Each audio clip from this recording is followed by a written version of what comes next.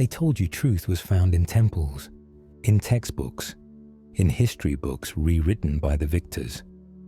But what if the real story was hidden in a book they never wanted you to find? Not just a book, a transmission, a revelation, a message from a mind not born of this earth. It speaks of your origin, your purpose, and what the universe has been whispering to you all along. Most people have never heard of it, and those who have were told to fear it.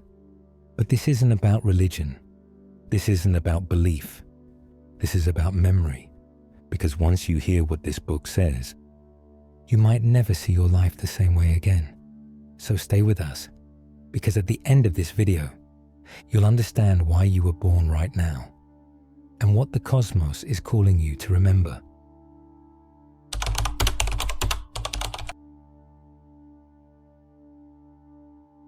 They say it didn't come from a man. It came through him, in a small room, in the quiet hours of the night.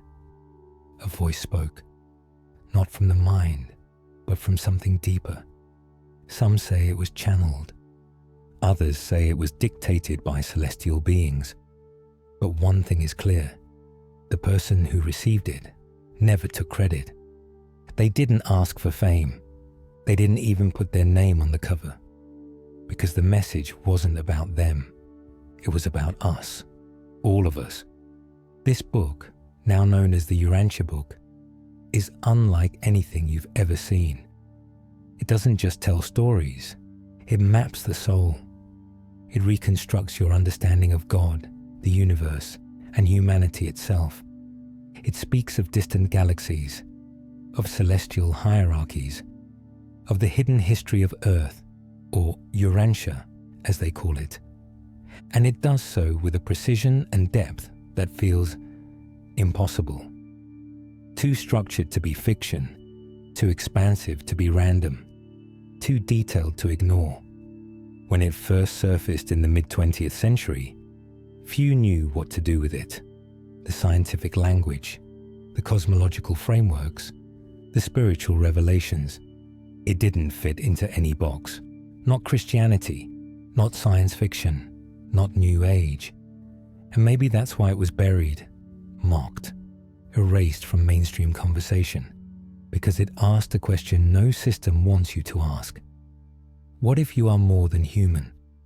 What if you are part of a cosmic family and they've been trying to reach you? In these first pages, you don't just meet angels and administrators of the universe. You meet yourself, not the version you see in the mirror, but the part of you that existed long before you were born. The part of you that remembers, and once that memory awakens, there's no going back, not to the old beliefs, not to the smallness, not to the story you were told, because this book was never meant to be read. It began not with a prophet, but with a voice that no human could claim, a voice that didn't speak in riddles or revelations. It transmitted, like a broadcast, precise, mathematical, beyond the intellect, and beyond belief. In the early 1930s, a sleeping man in Chicago began to speak, not in his own voice, but in something far more complex. While unconscious, he dictated messages that no one could explain. The words came not from dreams, but from intelligences claiming to be far older than Earth itself. The source called itself the Revelators, beings from beyond time, guardians of truth from distant systems of creation. They said they were messengers, delivering a transmission meant for humanity's awakening. Not a religion, not a cult, a cosmic record, a manual for remembering. And what they revealed shattered the old maps of history, science, and spirit. The man never wanted fame. He remained anonymous. But those around him, doctors, philosophers, spiritual seekers, began to document everything. They couldn't explain the origin, but they couldn't deny the content. Over years of nocturnal sessions, hundreds of papers were dictated. Not written, dictated.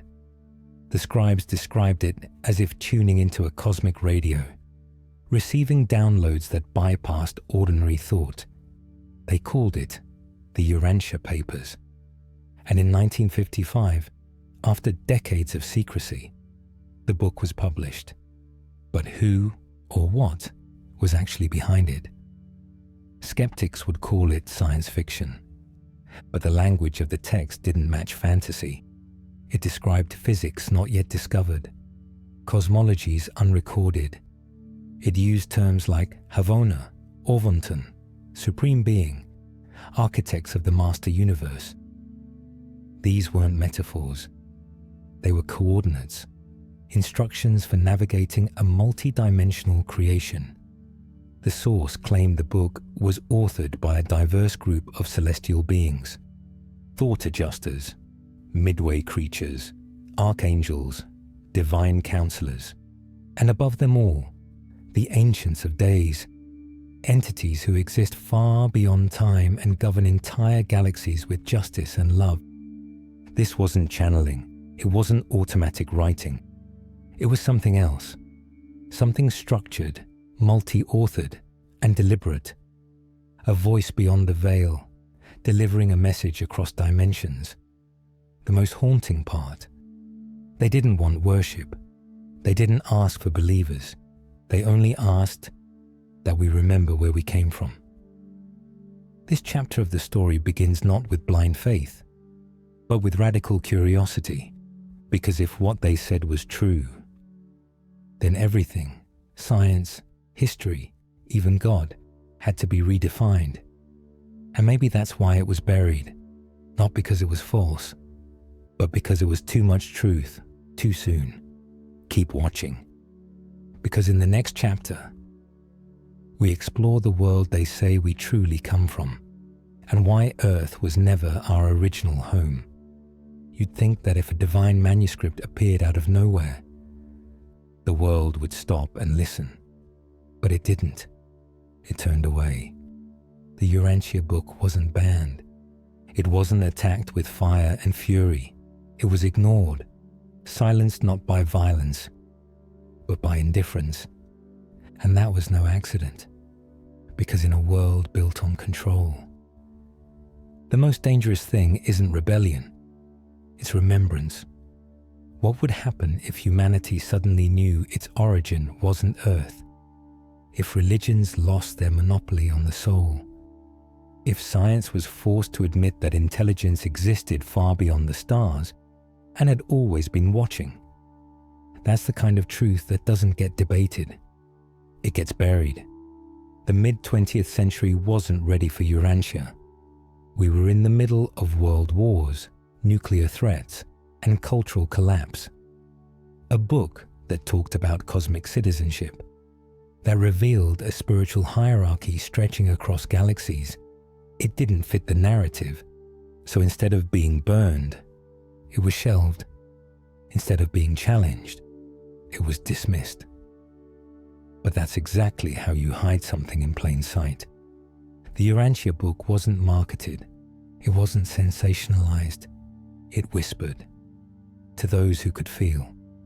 Only a handful of seekers, mystics, and independent thinkers found it, and many who did couldn't understand it, because it's not a book you read. It's a book that reads you.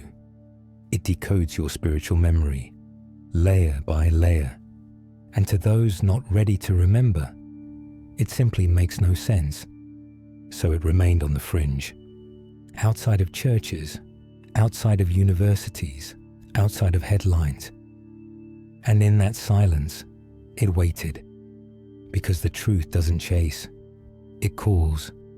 It waited until now, this moment in time, when more souls are awakening than ever before, when ancient questions are resurfacing. Who are we? Why are we here? Where do we go next? The answers were always there, hidden not just in the book, but in you. Because what they feared wasn't just the Urantia text. It was the chain reaction it could trigger. If you knew you were divine, You'd stop looking outside for power. If you remembered you were eternal, you'd stop fearing death. And if you understood your role in the cosmic design, you'd stop playing small. So they didn't burn the Urantia book. They hid it in the most effective way possible by convincing you it didn't matter. But here you are, hearing the call, feeling the vibration, and maybe, just maybe, the time for forgetting has ended, because in the next chapter, we explore the world they say we come from, and what the universe truly looks like from the other side of the veil. Imagine a sky not filled with stars, but with minds, worlds within worlds, orders of intelligence so vast, our words dissolve trying to contain them. According to the Urantia book, this isn't fiction, it's structure, it's real, and it's already in motion. Beyond the material universe you see, beyond the planets, constellations, and galaxies we can chart, lies a divine system, a spiritual architecture, 7 super-universes, each with countless galaxies, systems, and inhabited worlds, each governed by councils, by order, by divine intelligence. We are in one. Our home, the Milky Way, belongs to what the Urantia papers call Orvonton, the 7th of these super-universes. But here's where it gets bigger, because all 7 flow around something else. A central creation, not made of matter, but light. Paradise, the eternal center, the dwelling place of the universal Father. From paradise radiates creation, and around it, the super-universes spiral. Each super-universe has a governing body, the council of the ancients of days. Not gods, not angels, but divine administrators, beings of such wisdom and maturity. They don't rule through force, they guide through insight. The Urantia book describes them as beings created in eternity, perfect, incorruptible, designed solely to govern and maintain the balance of evolutionary worlds like ours. And this isn't chaos, it's precision. Each galaxy, each solar system, each inhabited planet has a place in the file, including ours. Urantia, our Earth, is not forgotten. It's catalogued, observed, guided, not controlled, but supported, subtly, invisibly, through spiritual circuitry. You can feel when you're still enough to listen. It's not random that prophets, mystics, and visionaries across time spoke of councils, thrones, watchers, elders. They weren't hallucinating. They were tuning in. Different names, same pattern, from the Egyptian Duat to the Vedic Lokas, from the Gnostic Pleroma to modern quantum field theory. There's always been a map. The Urantia book simply gave it structure. It named the councils. It drew the blueprint. And here's the deeper mystery. These councils don't just observe, they respond to the vibration of civilizations, to the awakening of souls, to the alignment of planetary energies. When enough beings remember who they are, something activates, a kind of spiritual quorum.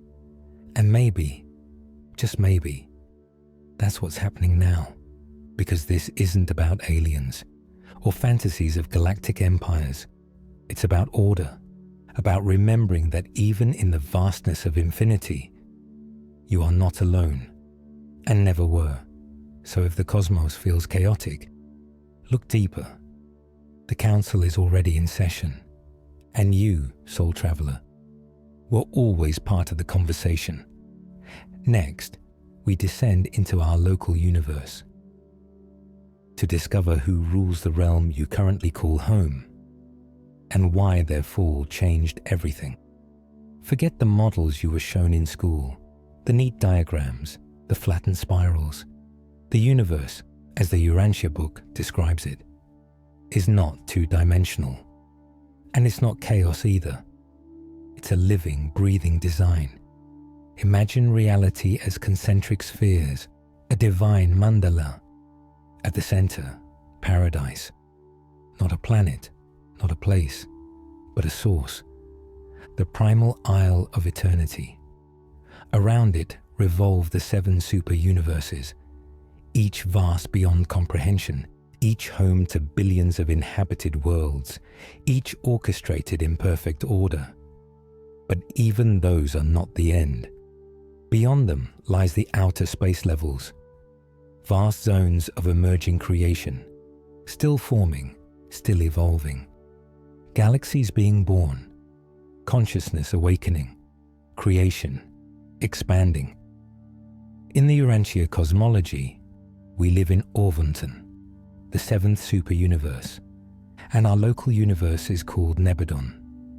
It's not just stars and matter, it's a school of souls, a field of spiritual evolution, where imperfection is the curriculum, and love is the final test. Within Nebadon is our constellation, Norlatiadek. Within Norlatiadek is our system, Satania, and within Satania, Urantia, Earth. You are here, like a single grain of sand, on a beach that never ends, and yet watched, cherished, guided by structures of intelligence. So ancient they make history look like a heartbeat. This is not accidental. According to the Urantia papers, this universe is not just large, it is layered. The physical realm, the morontial realm, the spiritual realm, each level of reality vibrating higher, hosting beings more refined, more conscious, more aligned with the source. And when a soul dies on a world like Earth, it doesn't just vanish, it transitions, ascends, moves inward toward the center, toward paradise. The journey of a soul is not a straight line, it's a spiral, from imperfection to maturity, from ego to essence, from time to eternity. And here's the part modern science hasn't dared to touch. This entire architecture, from the outermost galaxies to the innermost sanctuary of God, is alive, conscious, interconnected. The stars are not just burning gas. They are coordinates of presence. The orbits are not chance. They are rhythm. The void is not empty. It is pregnant with intelligence. This is the vision the Urantia Book offers. Not a cold mechanical universe, but a divine symphony. And you are not a mistake inside it. You are a note, a spark, a fragment of saucer on its way home. So if you've ever looked up at the stars and felt something familiar, you were right. You weren't looking out, you were looking in. And now, it's time to meet the being who shaped this universe, not just from above, but from within. Let's move forward.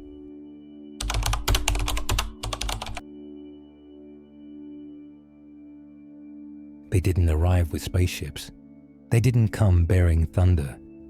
The beings behind the Urantia revelation came quietly, through frequency, through presence, through a voice, spoken from beyond the human mind. These weren't ordinary spirits, and they weren't channelers in the New Age sense. According to the Urantia text, the messages were delivered by celestial personalities, a carefully selected order of divine intelligences, tasked with unveiling truth in stages when humanity was ready. But who were they? The text mentions several, each from a different class of being, each with a different purpose. One was a divine counselor, a high being who operates in perfect alignment with the Paradise Trinity. Another, a universal censor, ensuring that nothing given would disrupt free will or prematurely expose cosmic knowledge to minds not yet prepared. There were also mighty messengers, ascended mortals who had once lived in time and space just like us, but had passed through countless realms, earning their place as emissaries of divine revelation.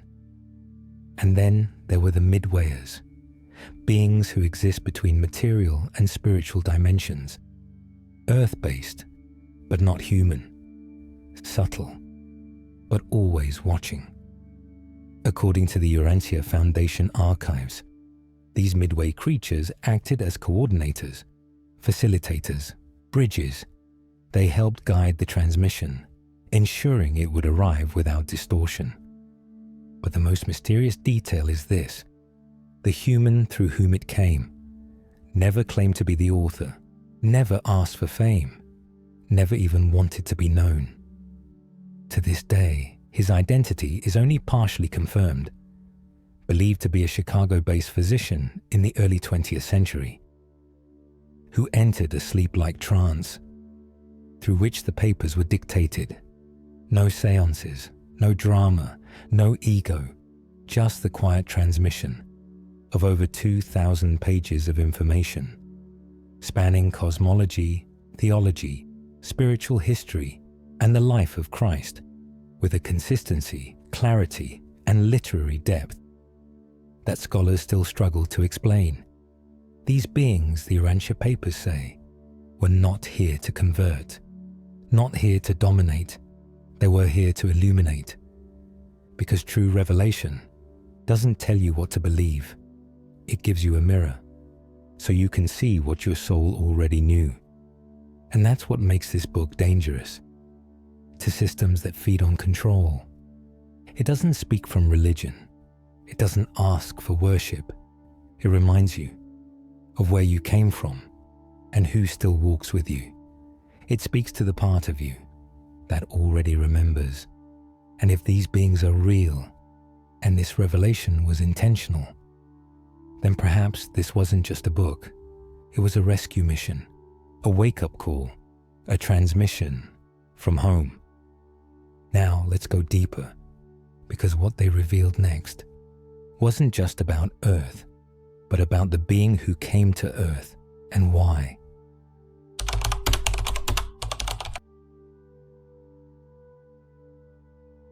In the center of all things, not metaphorically, but literally, the Urantia book describes a place so radiant, so complete, that the mind almost recoils at the immensity of it. It's not a galaxy, not a realm of myth, but the core of existence itself. It is called the Isle of Paradise, not a paradise like Eden or Avalon, but the absolute nucleus of all creation, unmoving, eternal, and beyond time. According to the Urantia book, this is the one stable point in all of space, the gravitational center of the universe, where God dwells in undiluted form. Everything else spins outward from it. All galaxies, superuniverses, dimensions, and systems, like spirals in an infinite dance, revolve around this central source. The Isle is not a planet. It has no atmosphere. It is pure energy, pure presence. And surrounding this central reality is what they call Havana, the central universe, a perfect realm not of trial and error, but of flawless design.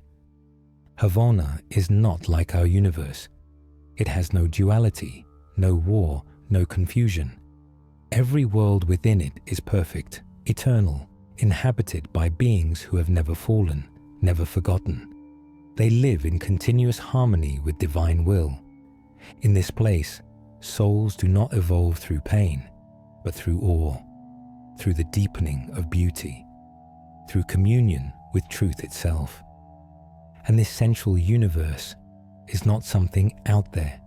It is the blueprint, the origin code, the archetype from which all other universes emerge.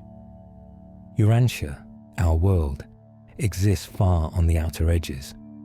We are told we belong to the seventh superuniverse, Orvonton, a realm of experience, of evolutionary growth, of learning by contrast. Here, we grow through forgetting, through illusion, through remembering ourselves again, one spark at a time. But Havona is the memory, the stillness, the place we return to, not to escape life, but to remember its essence. The Urantia Book calls it the pattern universe. And every step of our spiritual evolution, every incarnation, every soul test, every ascent, is designed to spiral us back into resonance with it. Imagine that. Everything you've been through, every loss, every breakthrough, is a quiet echo of your journey back to paradise. Not as a reward, but as a return. The path is not linear, it is circular, a spiral of remembrance. The Isle of Paradise doesn't demand worship. It doesn't ask for belief. It simply is, unmoving, undivided, unimaginable. And even now, a part of you still knows the way, because it's not just a location, it's your original home. Beyond the central universe lies the vast cosmic architecture known as the 7 super-universes, immense galactic systems spiraling outward like petals of a divine flower. Each one is unique, alive, home to billions of inhabited worlds and levels of consciousness we cannot yet imagine. And we belong to the 7th. It is called Orvanton, the super-universe of experience, of contrast, of growth through shadow and light. The Urantia Book describes it as the most spiritually intense of them all, a realm where the divine is veiled in layers of illusion, and where waking up takes courage. We are not alone in Orvanton. There are trillions of other beings, souls on other planets, civilizations older than memory, all evolving, all remembering, all spiraling back toward the source. But why 7? Why not 10 or 12? According to the Urantia revelation, 7 is not arbitrary. It is the universal number of perfection through experience, the number of spiritual unfolding, in sacred geometry, in mysticism, in the 7 chakras, in the 7 days of creation. Over and over it appears, not as coincidence, but as pattern. Each super-universe is governed not by chance, but by divine administration. Celestial beings, beyond the grasp of our language, oversee the evolution of countless worlds. They do not rule with force, but with wisdom, with order, with love too vast to comprehend. Our specific local universe is called Nebadon, and within it, far from the center, near the galactic edge, floats a little planet known as Urantia, Earth. This is where the mystery gets personal, because of all the worlds in Nebadon. Urantia is considered a troubled planet, a world where great spiritual rebellions occurred, a world where truth was distorted, where divine emissaries were rejected. And yet, it was here that a creator son chose to incarnate. According to the Urantia Book, Jesus of Nazareth was not just a prophet, but a being of cosmic origin, a Michael son, one of the divine architects of local universes. He came here not just to save, but to reveal, to show us what divinity looks like in human skin, to remind us that even on a fallen world, the light still chooses to enter. The 7 super-universes aren't just celestial trivia. They are the terrain of your soul's journey. You didn't land randomly on Urantia. You were placed, chosen, because something in you was ready to remember through darkness, ready to climb from the outer edge back toward the center. And when you look at the stars at night, that ache you feel in your chest is not longing for space. It's a call to home, to the divine map your soul has always carried. And now the memory is waking. The journey doesn't end at death, nor does it begin at birth.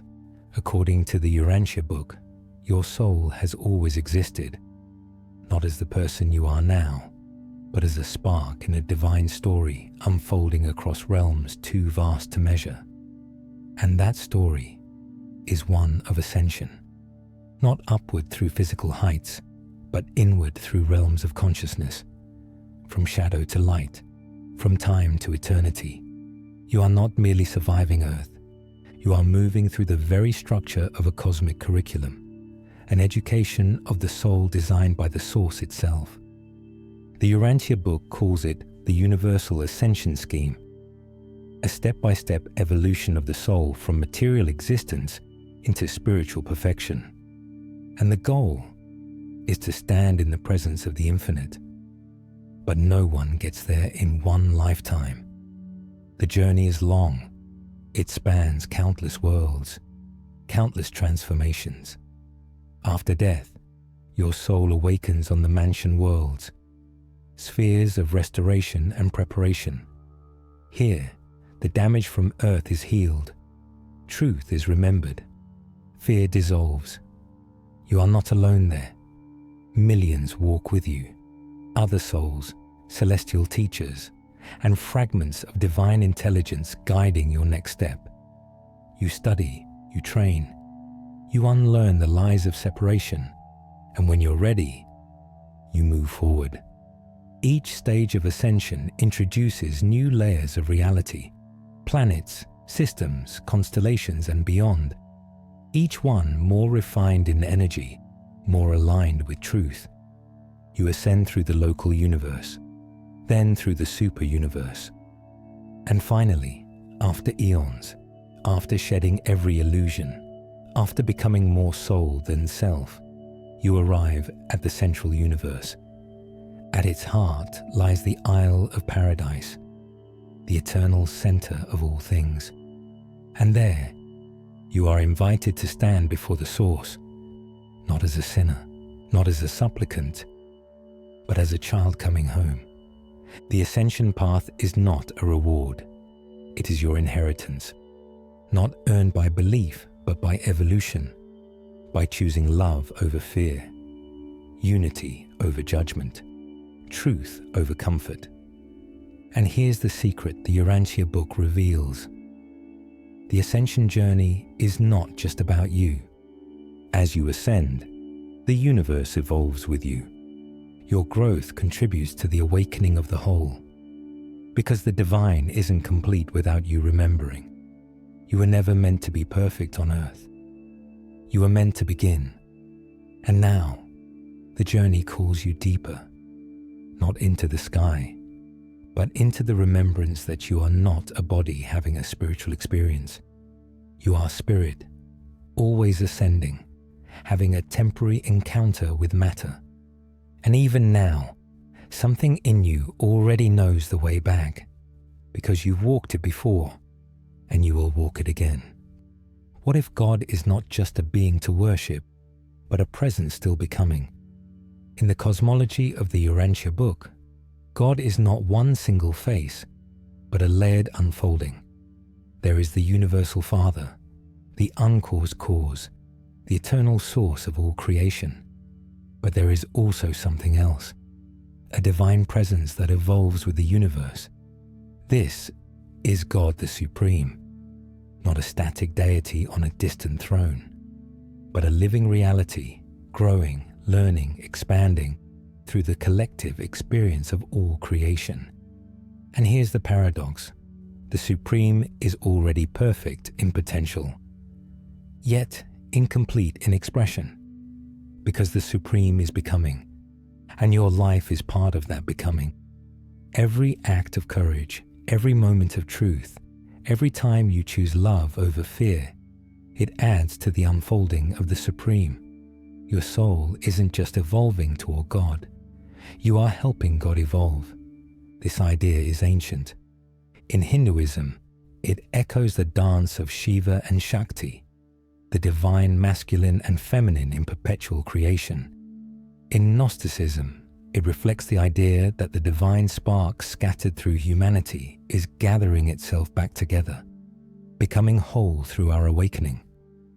And in the Urantia teachings, the the Supreme is the soul of time and space, the finite expression of the infinite learning itself, not separate from you, but moving through you. When a world advances, when peace spreads, when souls awaken, the Supreme grows stronger. When a civilization collapses into fear or war, the Supreme feels that fracture. Because the Supreme is not above the universe.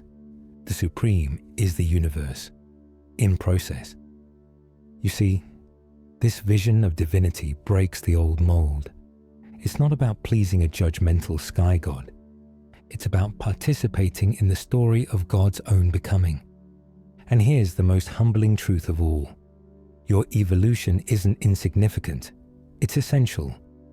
Your choices ripple through the matrix of reality. Your healing contributes to the wholeness of God. This is not just personal growth. It's divine collaboration.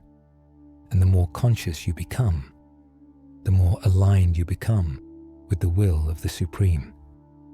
Not as an external command, but as an internal resonance, a vibration, a remembering that you are not here to be perfect. You are here to help perfection unfold. You are a fragment of the divine, learning how to love, how to see, how to return. And as you do, God expands. This is the invitation of the Urantia Book, not to worship from a distance, but to co-create from within, to realize that you're not just part of creation, you are part of the Creator's awakening. And the more you remember who you are, the more the Supreme becomes who it was always destined to be. Welcome to the dance of divine becoming.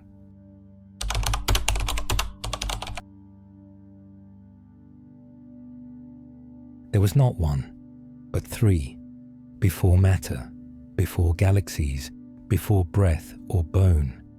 There existed the primal source, not as a singular monarch, but as a divine union. The Urantia Book calls it the Paradise Trinity, a sacred triad of infinite power, infinite spirit, and infinite mind. This Trinity was not invented by man. It was not sculpted by dogma. It is not bound by temples, nor confined by scriptures.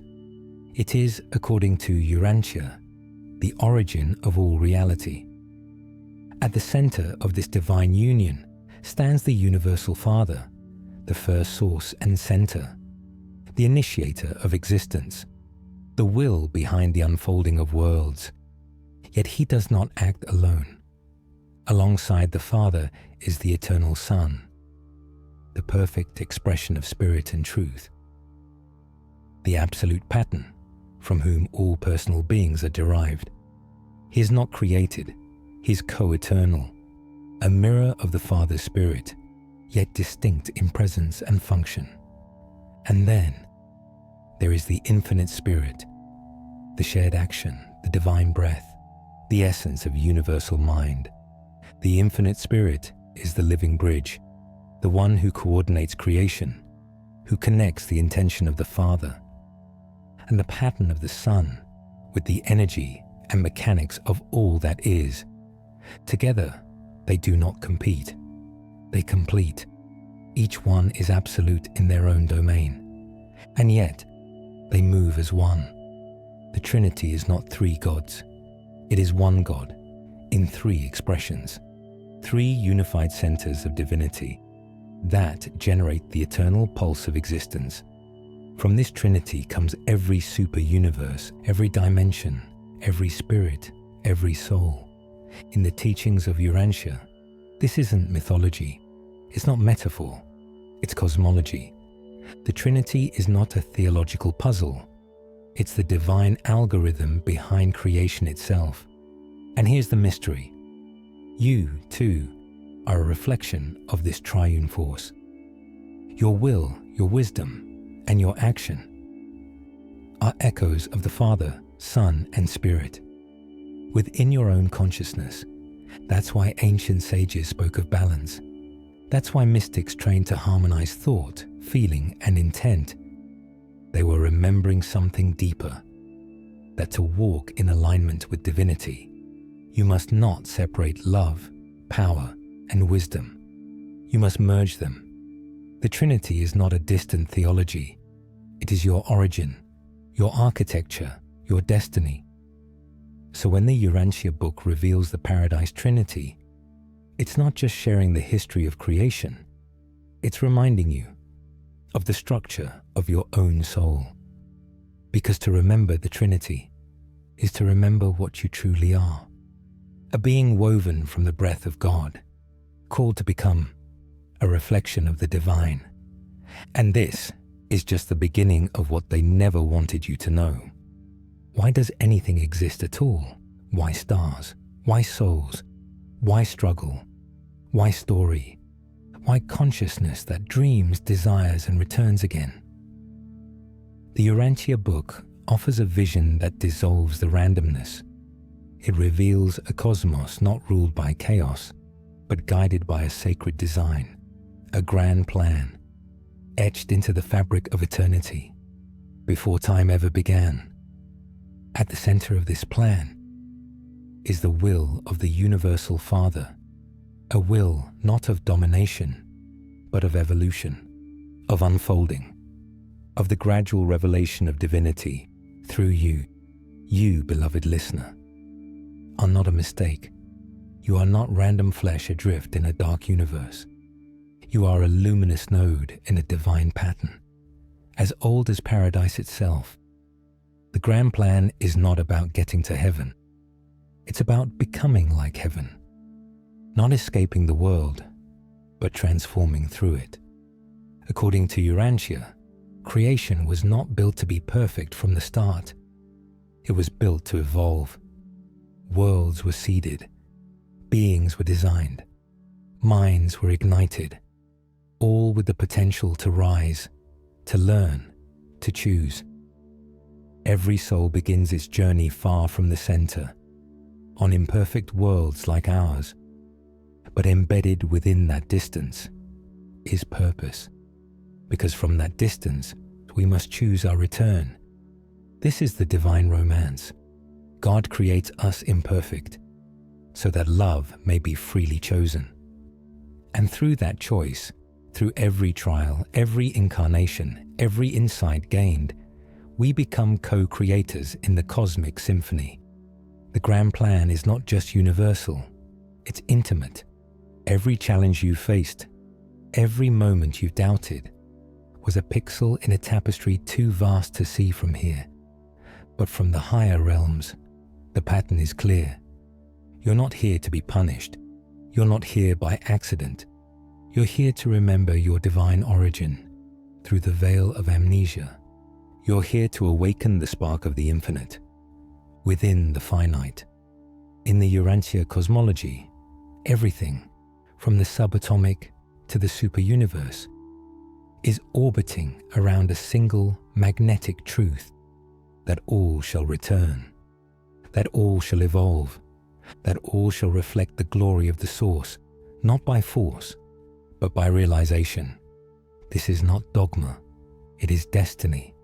And when you feel that quiet pull inside, when you sense that something in you was made for more, you are touching the edge of the plan. The grand plan doesn't erase your free will. It elevates it. It invites you to rise, to become more real, more radiant, more awake than ever before. And so the question isn't whether the plan exists. The question is, will you choose to become part of it? Because the map is already written, but the journey is yours to walk.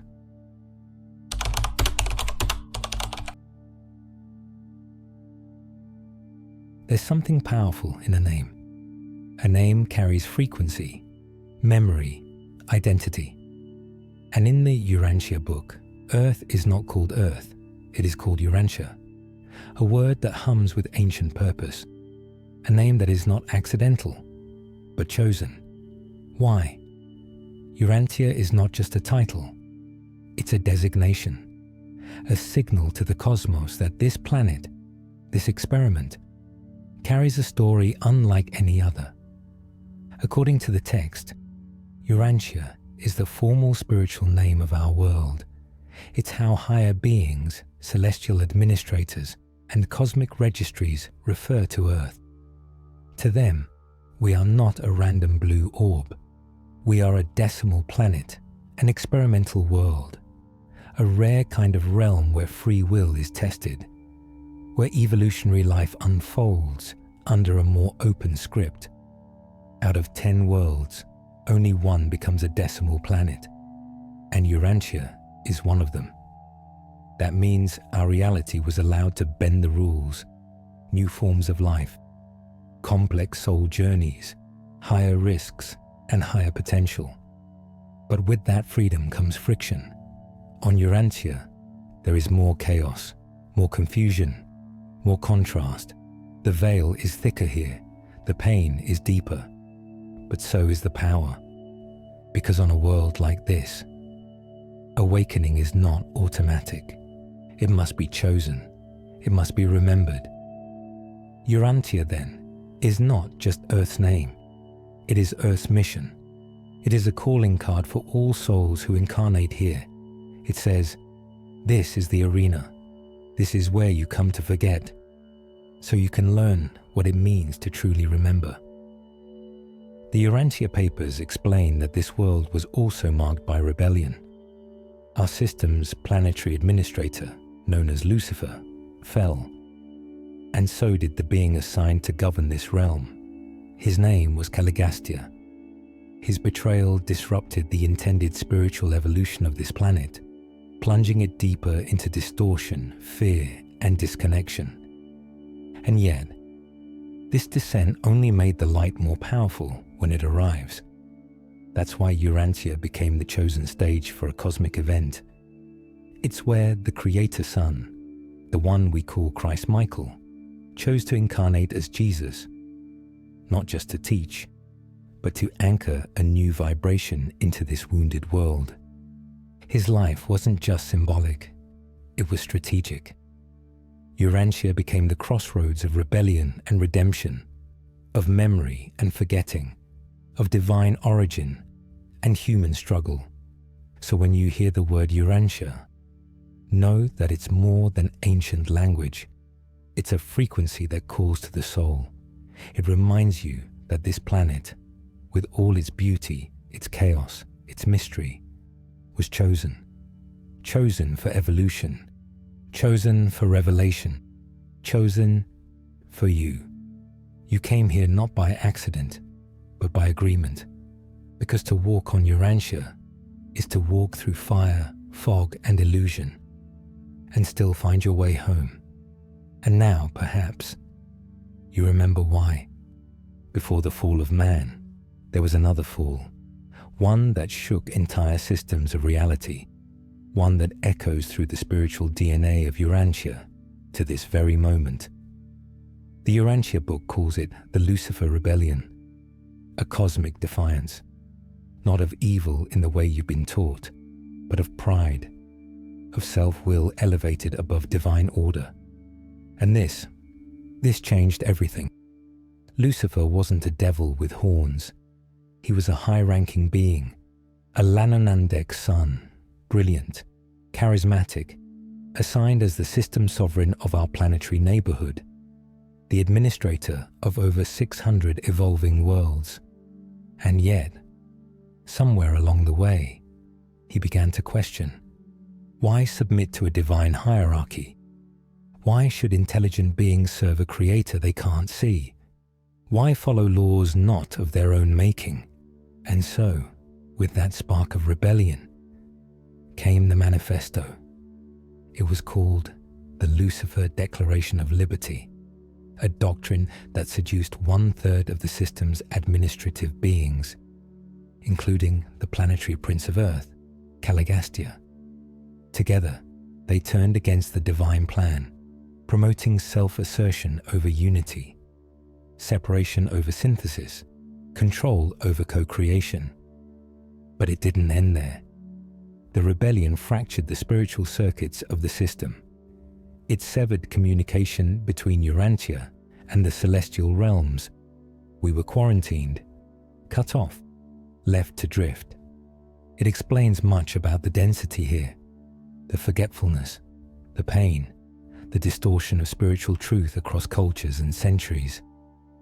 Not because Source abandoned us, but because our link was sabotaged from within. And yet, even in that darkness, the divine waited, because true light doesn't retaliate, it restores. According to the Urantia papers, this rebellion wasn't punished with violence.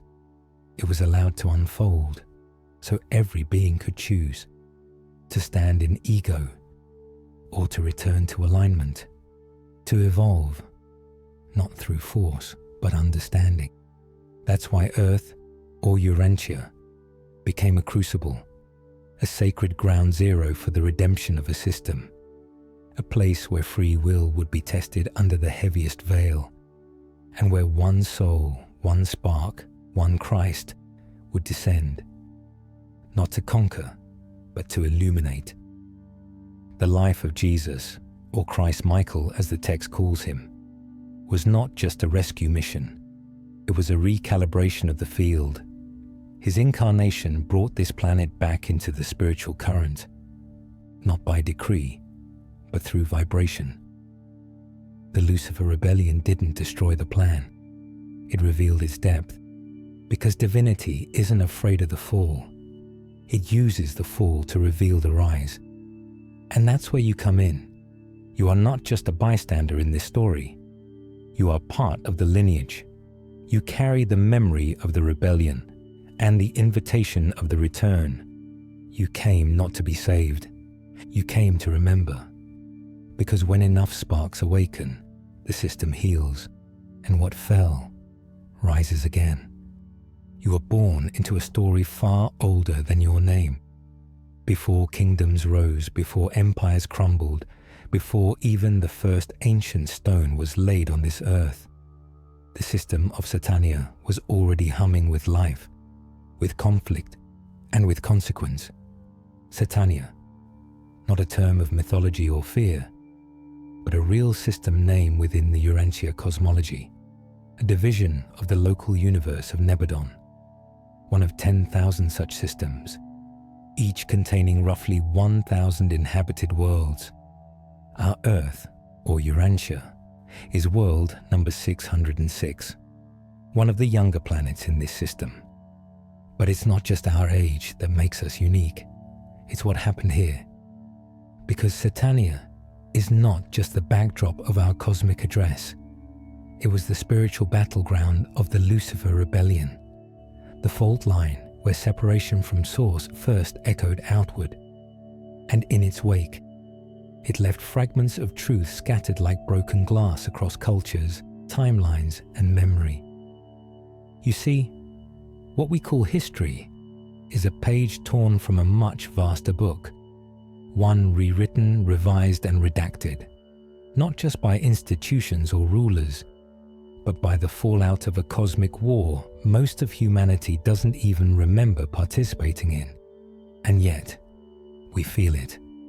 In the collective confusion about our origins, in the distortion of divine purpose, in the way we've been taught to fear our own power.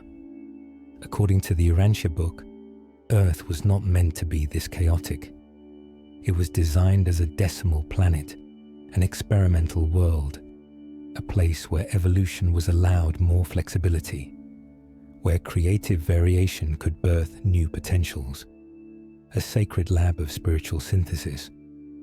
But when the planetary Prince Caligastia aligned with Lucifer, he betrayed that mission. The spiritual circuits were cut, our guides silenced, our development sabotaged. That's why the great myths echo with half-truths, why ancient knowledge feels like puzzle pieces from different worlds. Because they are.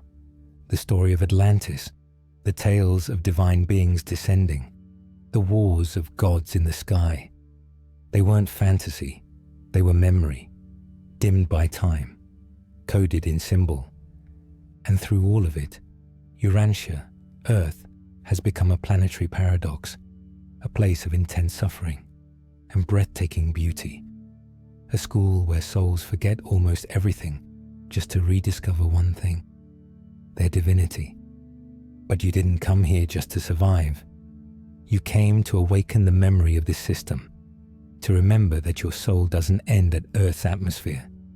It spans galaxies, lineages, lifetimes. And while they buried the true history of Satania under doctrine and doubt, the resonance remains in your dreams, in your intuition, in that unshakable sense that you're here for something bigger. Because the system may have fallen, but you didn't. You were sent. And now, you remember. They didn't conquer Earth with weapons. They did it with stories, with symbols, with systems, with spells written into law, into economy, into scripture. The takeover of Earth, of Urantia, was never a single moment of invasion. It was gradual, layered, psychological, spiritual, a seduction of memory itself. It began with a severing. When Caligastia, the planetary prince originally sent to guide early humanity, chose rebellion. He broke allegiance with the divine hierarchy and aligned with Lucifer's declaration of self-sovereignty. But what was promised as liberation quickly became isolation. The circuits connecting Earth to the spiritual administration were cut. The lines of higher communication darkened. We became a quarantined world, one of 37 planets caught in a web of spiritual disconnection. And in that silence, the seeds of takeover were planted. They didn't arrive in ships. They arrived in dogmas, in false hierarchies that placed the divine outside of you. You were told God is separate, that heaven is somewhere else, that salvation is earned by obedience, not by remembrance. The system that unfolded was brilliant in its deception. Institutions were erected to manage souls. Religions taught you to fear the unknown. Governments trained you to compete, consume, and conform. Education memorized you out of your own inner knowing. And beneath it all, a network of unseen influencers, entities who benefit from your forgetfulness, who siphon the creative power of humanity by keeping it addicted to survival, divided by illusion, and blind to its own light. The takeover was subtle. It looked like progress, like civilization. But what it stole was the sacred. The feminine was suppressed. The body was shamed. Nature was conquered. And the myth of separation was crowned as truth. But even within this system, the divine encoded fail-safes, soul contracts, synchronicities, cracks in the matrix where truth could still bleed through. Why do you think ancient teachings across the world, Gnostic, Vedic, Druidic, and indigenous, all spoke of a fall, a forgetting, a veil, because it happened, not just in the stars, but here, on Earth, in our bloodline, in our consciousness. The planet was taken over, yes, but not destroyed, because the soul of Earth herself remembers, and so do you. Every moment of awakening, every dream that felt too real, every question you couldn't unask. These are the whispers of your own resistance to the system, proof that even after lifetimes of spiritual amnesia, something in you still reaches for the stars, because you came from them. This is not just history. It's prophecy remembered. The story of Urantia is not about defeat. It's about what happens when the light returns through you. And now that you know how it was taken, you'll begin to see how it's being reclaimed, not by force, but by frequency, not through war, but through remembrance.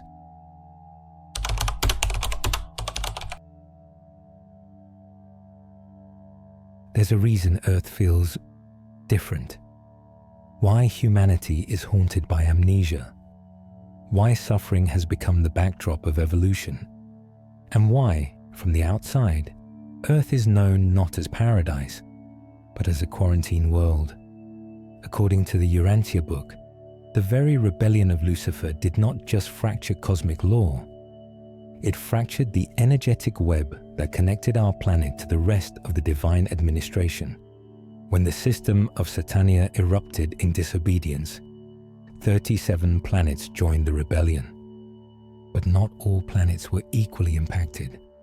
Earth, or Urantia as it is called in the papers, was among the few whose planetary prince aligned with Lucifer. Caligastia, the planetary administrator once appointed to nurture and guide our development, chose betrayal over loyalty. And when he did, Earth fell into a state of cosmic quarantine. The circuits of communication were severed, celestial guidance was withdrawn, and our world was cast into a kind of sacred isolation, not as punishment, but as containment, to prevent the corruption from spreading. In this isolated state, Earth became a mystery, even to many celestial beings, a realm shrouded in spiritual fog, where the soul's compass struggled to point home. And yet, there was a deeper plan unfolding, because even in quarantine, the divine never abandoned us. Revelators in the Urantia papers describe how, over time, spiritual administration continued in hidden ways. Through the thought adjusters, through angelic orders working from the periphery, and through incarnations like Machiventa Melchizedek, and eventually Jesus himself. You see, Earth's isolation created an intensity few souls ever experience. Without the clarity of celestial circuits, humans had to go inward, had to find the spark of divinity in the dark, and that, perhaps, is what makes Earth sacred. This planet became a crucible of accelerated growth, a testing ground not for the weak, but for the brave. Souls who chose to incarnate here did so knowing the veil would be thick, knowing the distortion would be high, and knowing that awakening would be like trying to remember a dream while still dreaming. But something is changing now. The circuits are returning. The vibration of Earth is shifting, and more souls are remembering why they came. We were never forgotten. We were being prepared, not for exile, but for return. So when you look at this world, with all its chaos, don't see it as abandoned. See it as chosen. A world once quarantined, now becoming a beacon. And the ones who chose to come here, they're not victims, they're volunteers. And you might be one of them. Before the fall, there was a mission, a divine assignment given to a celestial being of immense light. His name was Caligastia, the planetary prince of Urantia. Appointed by the celestial government of the universe, Caligastia was not a villain at the start. He was a brilliant Lanonandek son, a high order of administrators entrusted with guiding emerging worlds like ours. His mission was simple, yet profound: to elevate humanity, to establish spiritual order, to shepherd the early minds of Earth toward truth, beauty, and goodness. For 300,000 years, he quietly laid the foundation. Under his administration, the spiritual grids were seeded, primitive tribes were gently nudged toward civilization, and evolutionary forces were allowed to unfold with divine timing. But something shifted. When Lucifer, the system sovereign of Satania, declared his manifesto of self-assertion and rebellion, Caligastia did not resist. He joined it, not out of hate, not even out of malice, but out of a twisted belief that he could bring freedom to Earth, that he could be the architect of a new order, free from what he called the tyranny of the divine plan. It was pride masked as progress, and it fractured the mission he was entrusted to fulfill. Instead of guiding humanity toward unity, he sowed confusion. Instead of cultivating peace, he nurtured division. And instead of preparing the way for evolutionary ascension, he delayed it. Caligastia's betrayal didn't just echo in the heavens, it rippled across the soul history of Earth. The celestial administration responded swiftly. Earth's circuits were isolated, its spiritual lines severed, and the planet fell under what the Urantia Book calls a spiritual quarantine. But even more devastating was what happened to humanity. We were left without a compass. The early humans, who were beginning to sense the divine presence, suddenly found themselves in a spiritual fog. Superstition replaced guidance, fear replaced truth, and separation became the norm. Yet, even in failure, the divine never stopped moving. New plans were set in motion. Machiventa Melchizedek was dispatched to reseed truth. Adam and Eve were later sent to uplift the gene pool and accelerate evolution. And ultimately, Christ Michael incarnated as Jesus of Nazareth to reclaim what had been lost. Caligastia's mission failed, but the story did not end in defeat. Because failure is never the final chapter in a divine story. It's just a turning point, a recalibration, an invitation to remember that even when celestial beings fall, the source finds another way. And Earth, she endured, she adapted, and now she is rising. Because no betrayal, no distortion, and no delay can extinguish the mission of a world that was always destined to awaken. Even when the prince fell, the prophecy lived on, and now it's awakening in you.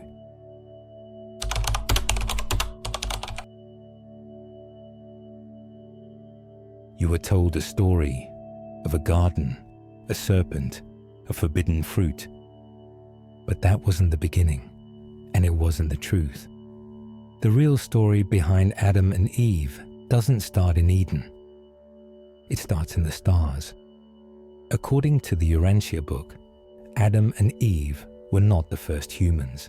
They were celestial beings, material sons and daughters, known as the Adamic race.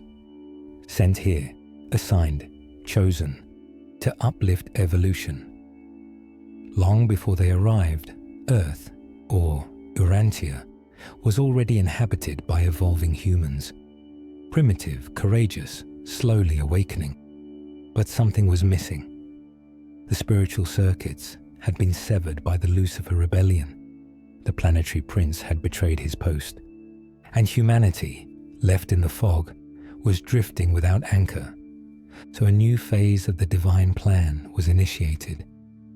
Adam and Eve were not just archetypes. They were literal beings from the system headquarters of Jerusalem, volunteers in a cosmic mission of biological and spiritual uplift. They came in physical form, radiant and tall, with violet-hued skin and deep eyes that held the memory of other worlds. Their task: to breed with the higher stock of humanity, to accelerate consciousness through genetic refinement, to establish a new center of truth, order, and divine memory. The Garden of Eden, or Eden, was not a metaphor. It was a literal biospheric headquarters constructed under celestial guidance, a sanctuary of harmony, beauty, and intention. But the mission depended on one sacred law: patience. They were forbidden from mating with the native races directly, until enough generations had passed to stabilize the uplift process. But love and loneliness do not always follow protocol. Eve, in a moment of vulnerability and misplaced compassion, broke the covenant. She bore a child with a human of noble lineage, but the act fractured the genetic timeline. It wasn't evil, it was tragic, a mistake made not in rebellion, but in longing. And that mistake triggered their descent. Adam followed, unwilling to abandon her. They left the garden, and the mission was delayed, though not lost. For centuries, they lived among humans. They taught, they nurtured, they watched as their violet bloodline slowly mixed into the human stream. And even today, traces of that DNA remain. The real story of Adam and Eve is not one of sin. It's one of sacrifice, of divine beings who risked embodiment to serve a planet in peril and paid the price of free will. They didn't fall from grace. They fell into humanity, and by doing so, planted seeds that still bloom in the soul of this world. You are the continuation of that story, the awakening of a mission that never truly failed. It just took longer than planned, because even when the plan is broken, the purpose remains. And now, the memory is stirring in you. The plan was perfect, until it wasn't. From the stars came the Adamic mission, a divine blueprint to raise the vibration of the human species, not through domination, but through integration. Biological uplift, that was the task. It wasn't just about DNA, it was about spiritual transmission through the vessel of form.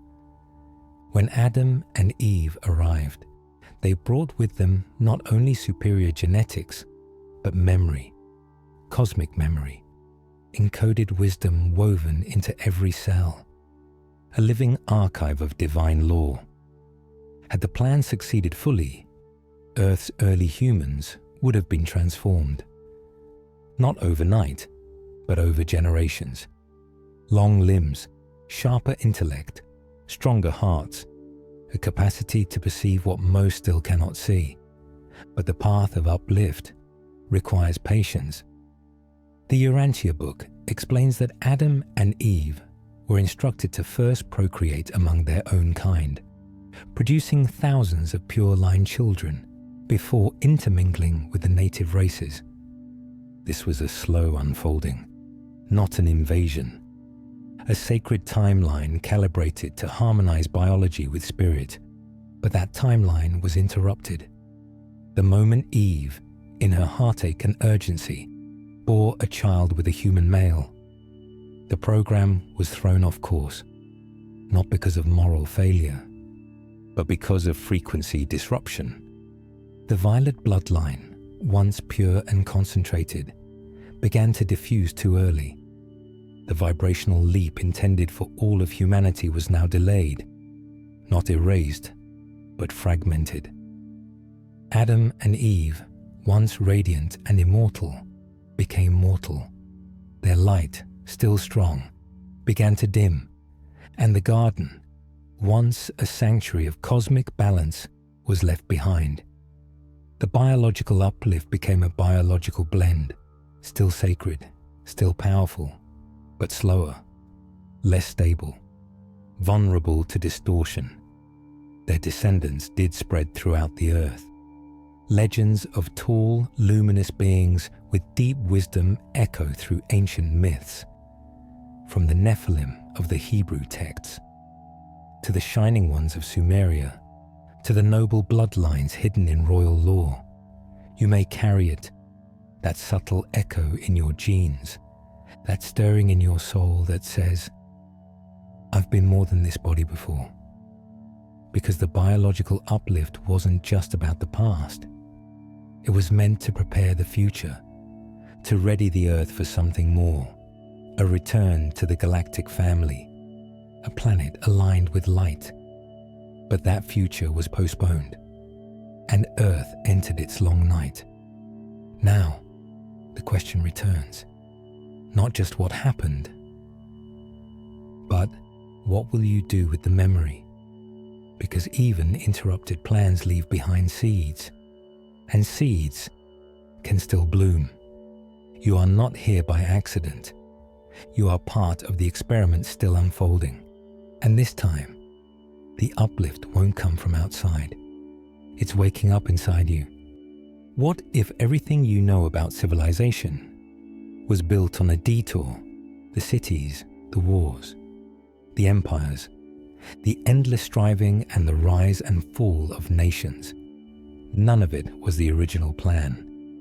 According to the Urantia Book, civilization on Earth, or Urantia, was meant to be nurtured like a sacred flame, not ignited through conquest or control, but through harmony, balance, and guided evolution. In the original vision, the progression of humanity wasn't to be a desperate scramble for survival. It was to be a gradual awakening, a blossoming. Each generation a little more illuminated, each culture a little more refined, guided by celestial teachers, planetary princes, and the presence of the divine within. There was supposed to be rhythm, order, an unfolding guided by higher laws, not human lawlessness. The arrival of Adam and Eve wasn't meant to be myth. It was designed as a pivotal upgrade in the timeline of Earth's development, not just biologically, but spiritually. They were to inspire a civilization that understood oneness, a culture that remembered its connection to the stars, to each other, to the source. Schools would have taught not just history, but cosmology, not just arithmetic, but soul memory. Governance would have been service-based, leadership rooted in wisdom, not wealth. And above all, there was to be no forgetting. No forgetting of the soul, no forgetting of the divine blueprint, no forgetting of the greater galactic family from which Earth had come. But then came the interference, the Lucifer rebellion, the failure of the planetary prince, the quarantine, the fall. And with it came forgetting. Instead of evolving into a harmonious planetary culture, Earth fractured. Tribes turned against tribes. Languages splintered. Knowledge was hidden, then weaponized. Civilization, as we know it today, became a survival game, a power game, built on amnesia, but deep within the human spirit. There is still a memory, a faint whisper of what was meant to be. You feel it, don't you? The yearning for something more. Not just personally, but collectively. The sense that humanity was supposed to be different, kinder, wiser, united. That feeling is not fantasy. It is memory, a memory older than any empire, a design older than the pyramids. And the most powerful part, the blueprint was never destroyed, just buried, waiting to be remembered. And maybe that's why you're here now, not just to live within civilization as it is, but to be part of the awakening of what it was always meant to be. Because civilization was never supposed to be built on fear. It was supposed to be a mirror of heaven, and the mirror is beginning to clear. There is a war you were never told about, not one fought with tanks or treaties, but with DNA, with memory, with destiny itself. It is the war over your very biology, your sacred potential, and the divine code written into your blood. The Urantia Book whispers of a hidden conflict, one that began long before modern history, long before kings, queens, and colonizers. It was a war waged in the shadows, over the blueprint of humanity. You see, Earth, Urantia, was chosen as an experimental world, a place where celestial forces could enhance life, elevate it, infuse it with divine purpose and cosmic awareness. The arrival of Adam and Eve was the ignition point of that upgrade. They were to refine the genetic structure of humankind, to accelerate consciousness through biology, not domination, not artificial intelligence, not implants or control, but through light in the cells, through remembering in the soul. Yet that mission was interrupted, sabotaged, twisted. The Lucifer rebellion and the system of Satania unleashed forces that sought to hijack human evolution. to sever the link between spirit and flesh, to bury the divine DNA beneath layers of trauma, violence, conditioning, and shame. The war became covert. Instead of direct attacks, it took the form of manipulation. Spiritual traditions were broken. Sacred knowledge was demonized. And over time, the body itself, this holy vessel, was treated as corrupt. But it wasn't. It was sacred technology, a divine interface. And those who remembered, those who carried fragments of the ancient codes, became targets, mystics, healers, seers, silenced, erased, because their very existence reminded humanity that we were made for more. This war continues, not on a battlefield, but in laboratories, in governments, in culture itself, through distraction, division, disconnection from the self. They tell you to chase the external, to seek identity in labels, to fear your instincts, to distrust your inner knowing. Why? Because if you remembered what you are, they would lose control. If you remembered that your DNA holds ancient instructions, not just for survival, but for ascension, you would no longer be programmable. You would be free. And that's the secret they fear most. Because when enough souls awaken the divine codes within, the old system cannot hold, not through force, not through lies, not through fear. The war over genetic destiny isn't just ancient, it's now. And you, yes you, are not just in it. You are the reason it's ending. Because every time you reclaim your power, heal your trauma, activate your light, you win. You remember. And memory, not weapons, is how the war ends.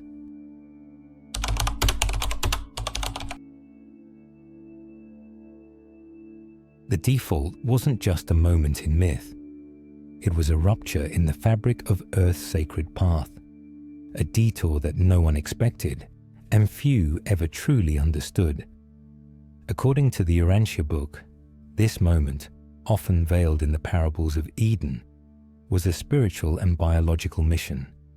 Adam and Eve, not just the first humans, but planetary upsteppers, arrived as part of a cosmic rehabilitation plan.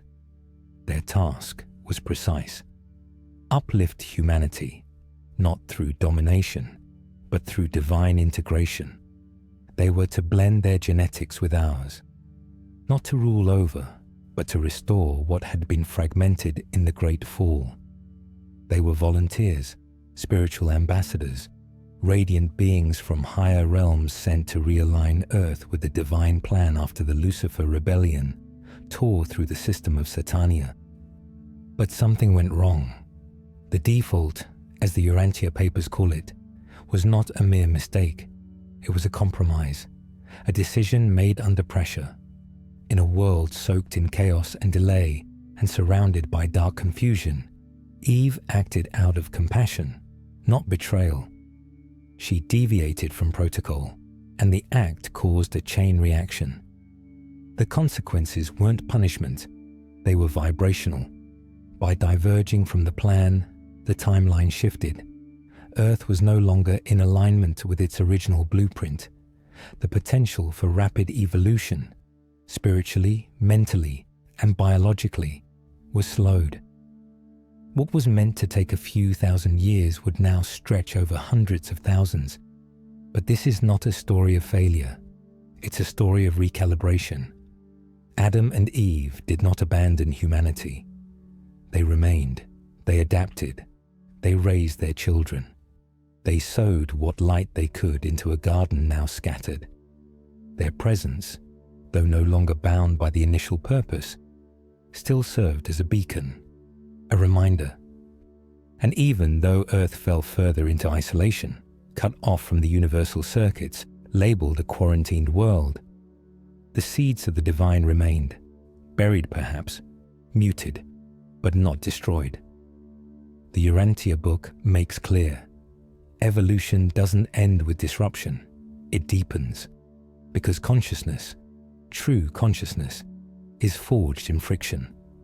And from that moment onward, Earth would become a crucible, a world of paradox, a place where darkness coexists with divine memory. But perhaps this was never a mistake. Perhaps the default was also part of the plan. Because the souls who incarnate here, they are not average travelers. They are ancient, brave, willing to come into the densest realms to awaken the forgotten light. And if you're watching this, you may be one of them, born not just into a fallen world, but into a story that's waiting to be redeemed by you, by all of us. And the journey is far from over. There are records, not carved in stone or written in ink, but etched in light. The Urantia Book speaks of celestial archives, vast reservoirs of truth held not in temples, but in consciousness itself. Records maintained by beings of great order and intelligence, who serve not human agendas, but the unfolding of divine harmony across the universes. These records are not myths. They are maps. Maps of what was, of what could have been, of what still lingers beneath the surface of our collective amnesia. When the default occurred, when the planetary circuits were severed and Earth was quarantined, those records were not erased. They were obscured, hidden from our lower perception, but never lost. They speak of ages before the fall, civilizations not yet unearthed by modern archaeology, echoes of Lemuria, of early Edenic cultures seeded by celestial beings long before the Adamic mission. These societies were not primitive. They were aligned. Their sciences were sacred, their architecture encoded with cosmic truths, their languages vibrational, designed to harmonize with the energies of the earth and stars. But after the rebellion, and later the Adamic deviation, a veil descended. Knowledge became fragmented. Spiritual memory turned into doctrine. And history was rewritten by the victors of control. The celestial records, however, remained untouched, guarded by the Orvonton archives, kept in trust by seraphic recorders and beings of light, whose only allegiance is to the evolution of truth. Some of that wisdom is still accessible, not through textbooks or institutions, but through alignment, through meditation, through sincere seeking. The Urantia papers suggest that our minds are capable of connecting to these streams of memory if we clear the static of fear and ego. This is why the mystics always spoke in symbols, why the shamans dreamed with purpose, why so many ancient cultures left stories of sky people, divine messengers, and celestial teachers. They were remembering. The problem is not that we lost the truth. The problem is that we stopped listening. And now, in this age of great shift, when timelines converge and consciousness accelerates, the records are stirring again. People across the planet are remembering dreams that aren't theirs, feeling homesick for places they've never been, hearing a silent call that says, "You were there, you know this, it's time." Because the past is not behind us, it's encoded in our very cells, and the records are waiting for resonance, not to be proven, but to be lived. And when we live in truth, not history, the real timeline can begin again, from Lemuria to Eden, from the rebellion to the return. It was never just about remembering what happened. It was always about remembering who we are. And that's exactly what the records are guiding you toward right now.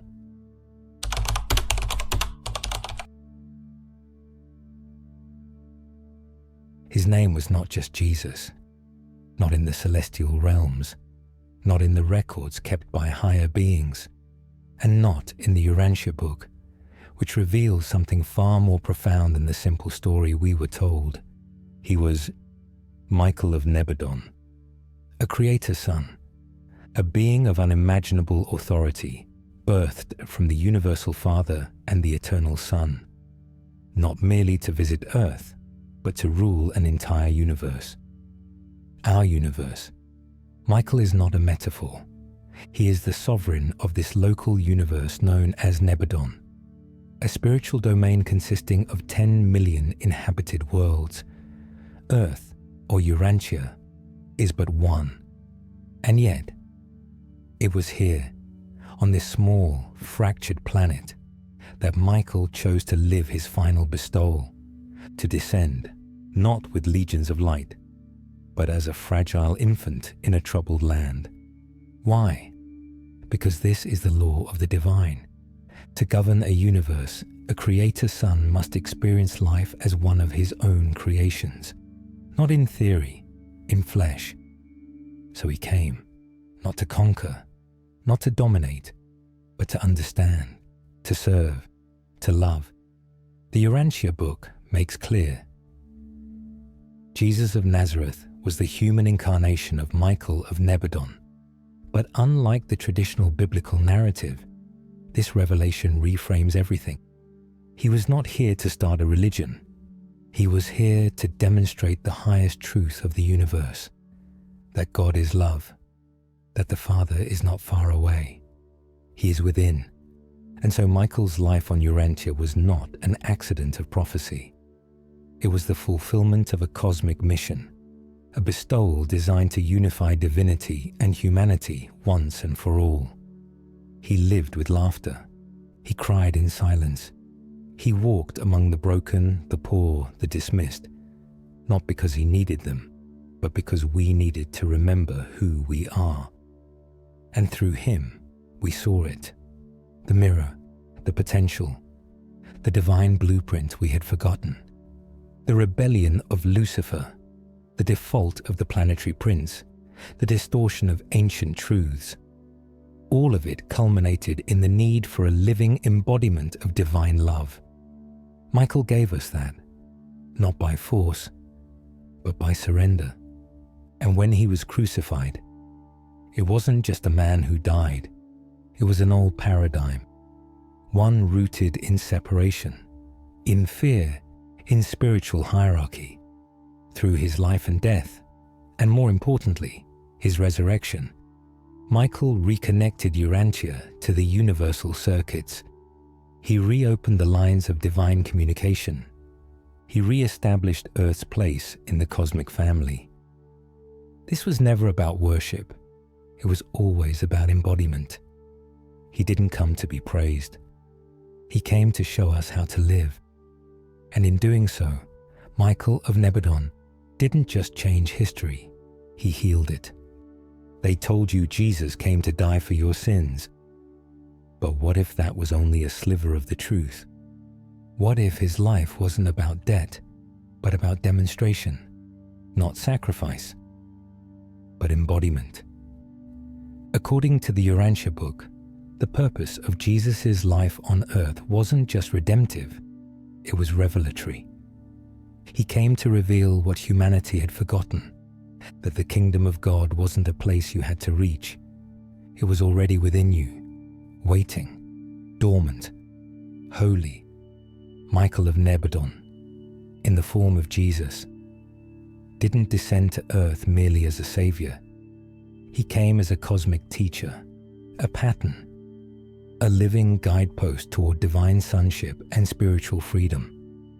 Every action he took was intentional, not to fulfill religious prophecy, but to correct it, not to reinforce systems of control, but to awaken the inner Christ within every soul.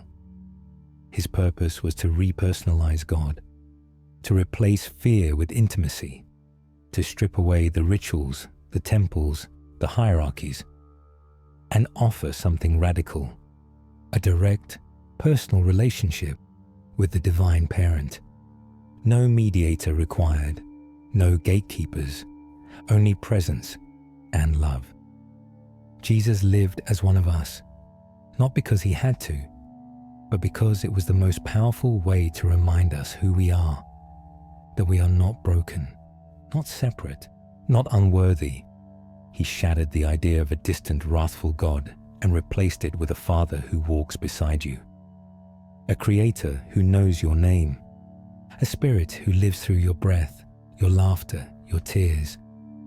He came to elevate the dignity of humanity, to honor women as spiritual equals, to embrace the poor and the outcast as vessels of the sacred, to speak of a universe filled not with wrath, but with order, beauty, and love.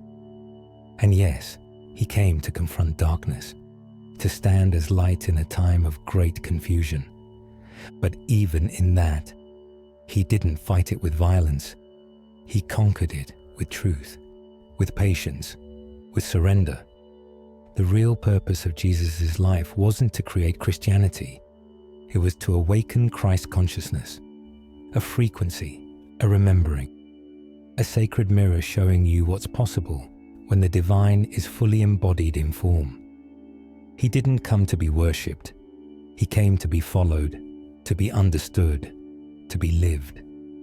Because the most revolutionary act is to remember that the same light he carried also burns within you. And when you live from that truth, you don't just believe in salvation, you become it. The Bible, as you know it, is not the full story. It is a fragment, a whisper, a carefully edited mirror of something once whole. Over centuries, councils gathered, not to preserve divine truth, but to shape it, to mold it, to control the narrative that humanity would follow. And in that shaping, much was lost. The Urantia Book reminds us that the early teachings of Jesus were simple, powerful, direct. They weren't meant to birth an institution. They were meant to awaken a relationship with the divine that was personal, not performative. But something shifted. The purity of Jesus' message, that the kingdom of heaven is within, was slowly buried beneath creeds, rituals, and hierarchy. The church became a gatekeeper of salvation. The mystical became forbidden, and the sacred feminine was erased. Entire gospels were excluded, not because they were false, but because they were too free. The Gospel of Thomas, the Gospel of Mary, the Book of Enoch, the apocryphal scrolls of Qumran and Nag Hammadi. Each one holds a piece of the original mosaic. Voices that speak of inner light, divine union, and the soul's eternal journey, not dogma. Why were they removed? Because they pointed inward, not upward. They revealed that you are the temple. That divinity doesn't live in stone walls or in distant heavens, but in your very breath. The Urantia Book fills in what was lost. It tells us of Jesus' silent years, his teachings before the public stage, of his travels, his relationships, his private moments of divinity in motion. It shows a teacher who didn't demand belief, but invited awakening. And yet, those stories didn't serve the empire. So the editors of doctrine made their cuts. They canonized control and turned a universal path into a singular religion. But truth, real truth, can't be silenced forever. It survives in the whispers of mystics, in the memories of the soul, in the words that echo not from pulpits, but from within. So when you open the pages of what wasn't allowed, you don't just find lost scripture, you find yourself. You begin to remember what your spirit always knew, that divinity doesn't need permission, that your connection to source is unbreakable, that salvation isn't a transaction, it's a revelation.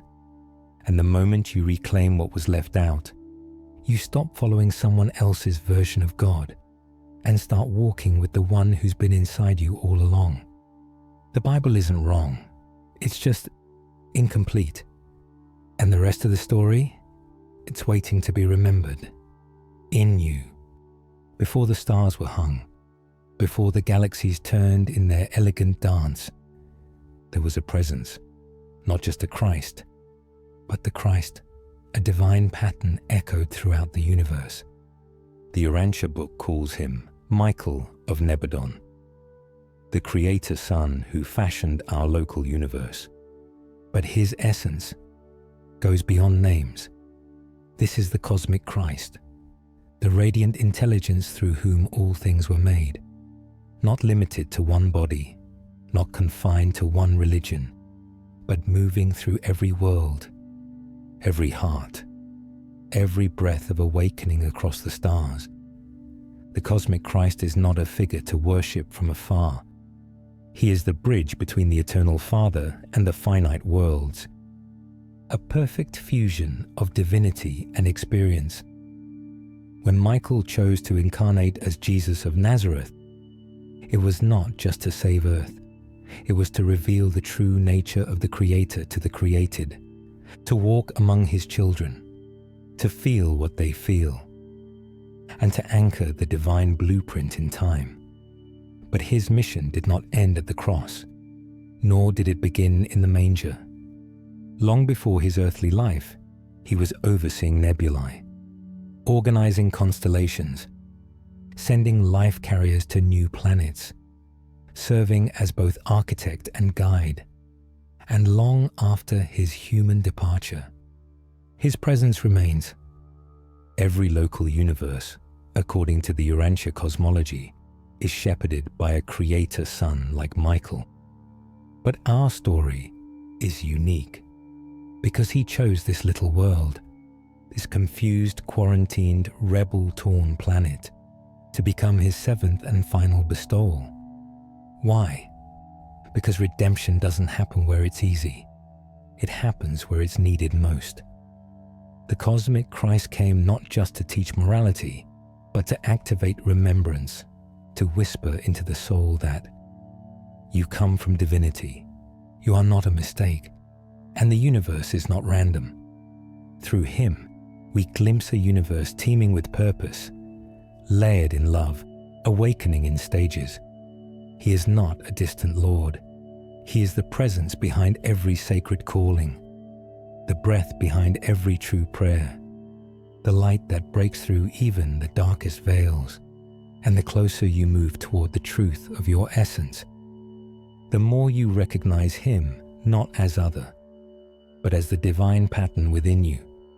This is the cosmic Christ, infinite yet intimate, beyond theology yet closer than breath. He doesn't just belong to one world. He belongs to all who seek truth. And when you begin to feel him stir within, you realize you're not just remembering him, you're remembering yourself, because the light of the cosmic Christ is also the light that lives in you. There is a reason this book found you now, not in the Middle Ages, not in ancient Babylon, but now, in a time of global unrest, spiritual disorientation, and a hunger that no screen can satisfy.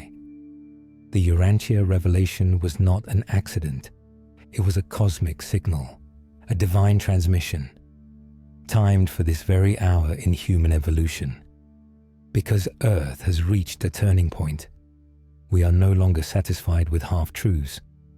We no longer believe the old stories without question. We are sensing something deeper, that behind every myth, every symbol, every fragment of sacred history, lies a greater pattern. And now is the time to remember it.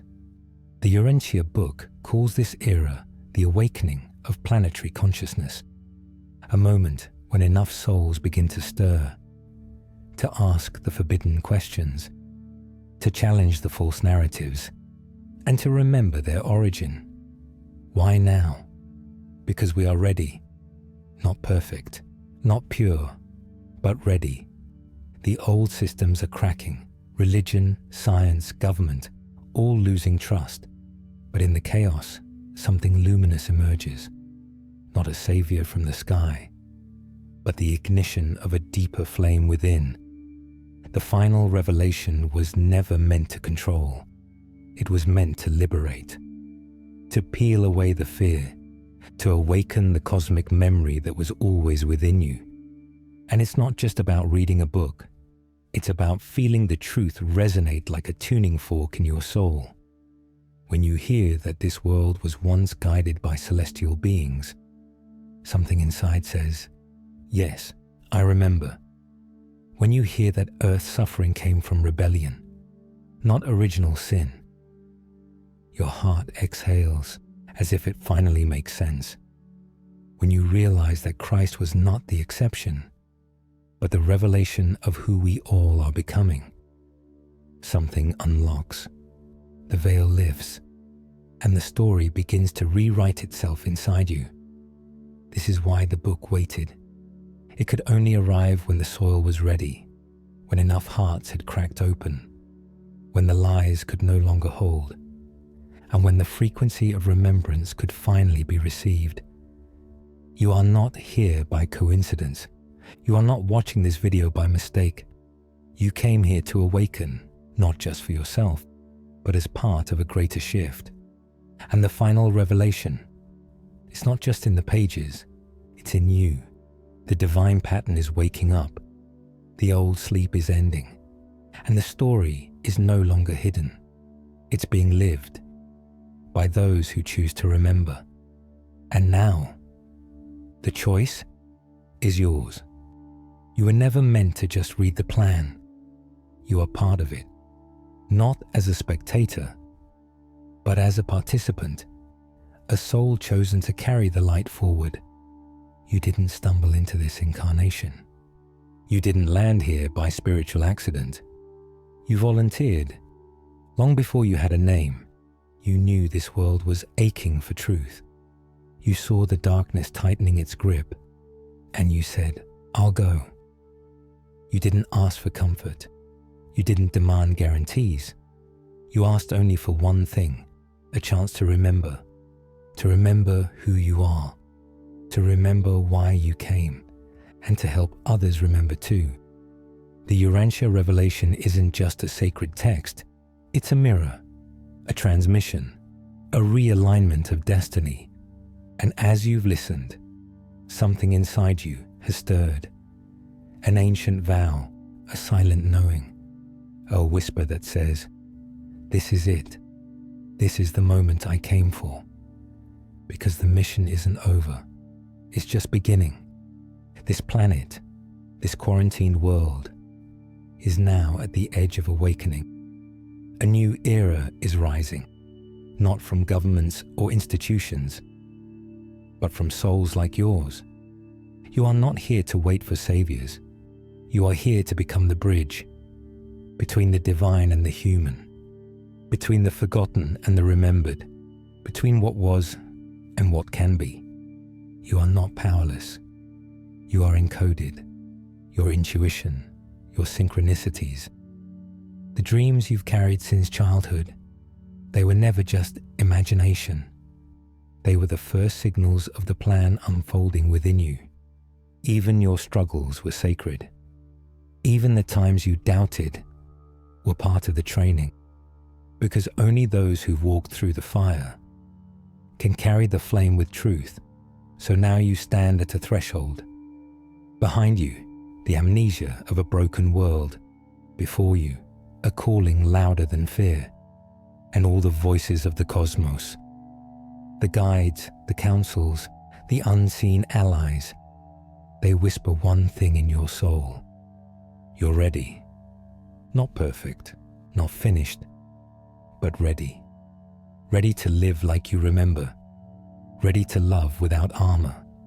Ready to serve the light, not as a saint or a savior, but as a soul who knows that this is not the end of the story, knows that Earth was never forgotten, knows that you were born not to escape this world, but to help transform it. And so, the plan continues, not in secret chambers or distant galaxies, but in you. You are the revelation now. You are the page being written, the star reborn, the truth made flesh. The mission isn't over, it's just awakening, and the universe is watching. As you remember, If this journey moves something in you, don't let it end in silence. Let it echo.